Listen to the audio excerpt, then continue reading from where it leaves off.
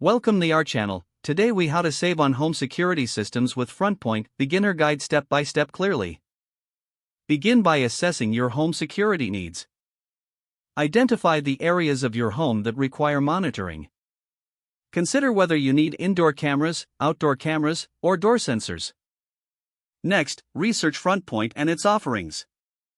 Visit the Frontpoint website to explore their products. Look for equipment options that fit your needs and budget. Evaluate the different plans Frontpoint offers. Compare pricing tiers to find the most cost-effective option. Next, check for seasonal promotions or discounts. Sign up for Frontpoint's email newsletter for special offers. Consider opting for self-installation to avoid extra fees. Watch online tutorials on how to set up the system. Once you've purchased your equipment, familiarize yourself with the user manual. Set aside time for the installation process. Install your Frontpoint system according to the provided instructions.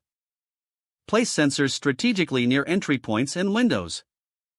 Test the system to ensure everything is functioning correctly. Take advantage of Frontpoint's customer support if needed. Regularly review your plan to ensure it still fits your security needs.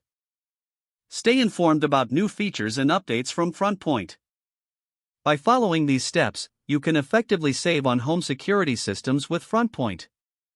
If the page does not load, refresh the browser or try again in a private or incognito window. Make sure you are using the correct email address, then retype it carefully to avoid small typos. If your password is not accepted, use the reset option and create a new strong password you can remember. Check your spam folder for verification or security emails, then complete any requested confirmation steps.